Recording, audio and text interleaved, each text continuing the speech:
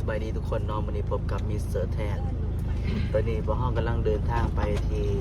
ตะโอยน้องเมืองตะโอยหรือว่าแขวงสารวัตรนั่นเองไปในงานบุญสวงเหือเนาะกับที่งานสาวแปลงกันให้สุดสายตอนนี้ห้องกำลังเดินทางมาหอแถวตุ้มลาดเนาะตำรวจกักเบิ่งหนังสือรถเนาะตอนนี้ทางพีวีเพิ่นกำลังเอาหนังสือรถให้ตำรวจเบิ่งเลยไปเบิ่งภาพบรรยากาศน้ำกันเนาะว่าจะเป็นอะไรไป let's go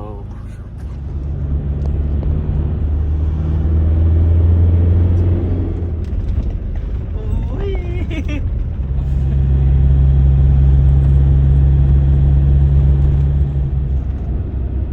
ป้า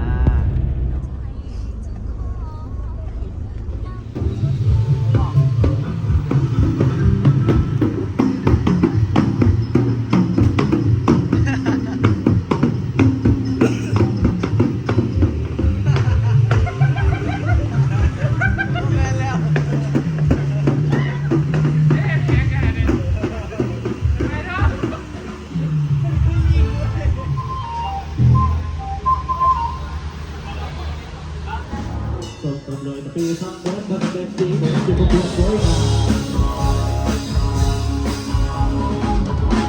เรียนโอนบอกคุยกันชวนเราคุยกัน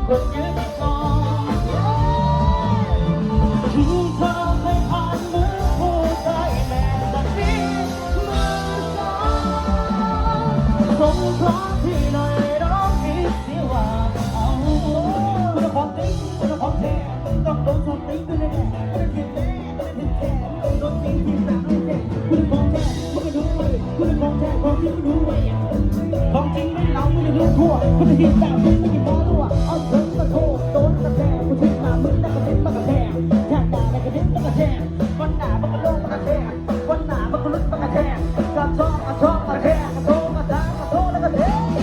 ต้องแทกเร็วกว่าต้องแทกต้องแทกต้องแทกแค่นี้นะต้องแทกเร็วกว่าต้องแทกต้องแทกแค่นี้นะต้องแทกเร็วกว่าต้องแทกต้องแทกต้องแทกต้องแทกต้องแทกต้องแทกเร็วกว่าแค่นี้นะต้องแทกเร็วกว่าเราจะเป็นด้วยดีไม่ต้องมีอะไรมาใจกันเราเธอจะไปกันไม่จำเป็นจะต้องแก้ตัวทุกคนไว้ไม่ต้องบอกว่าเธอรักเราไม่ต้องบอกเราไม่คู่กันไม่ต้องการที่จะตั้งใจที่ว่าจะไม่ตั้งใจก็ไม่เลยจะฟังมันรักก็ไม่เลยที่คนใหม่ไม่ต้องเดินทางที่ไหนแต่หากวันนั้นจะไปไม่ต้องเป็นต้องแก้ตัวเราจะ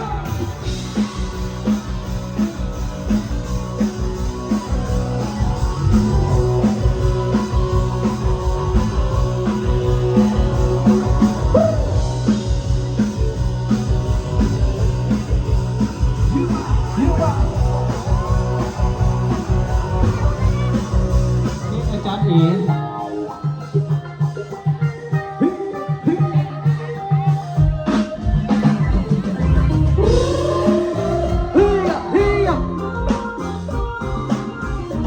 วันน้ำผู้สาวหนาวเลยพี่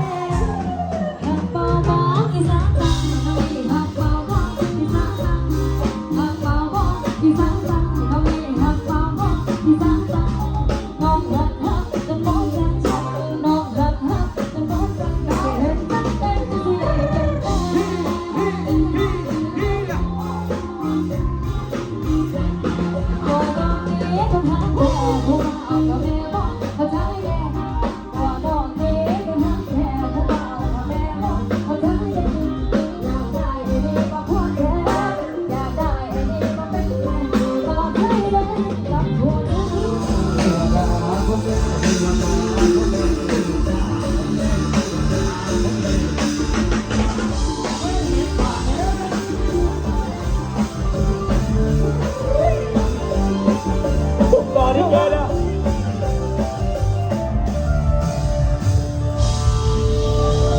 ส่งต่อทำดีดีดีดีใส่ทำมา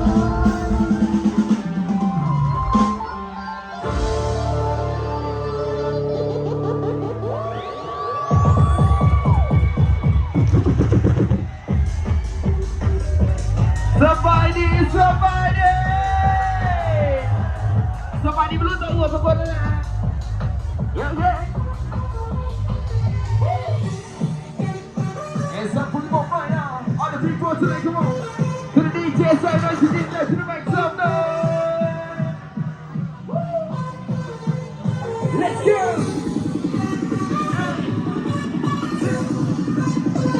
Get your hands up. It's up for the ball,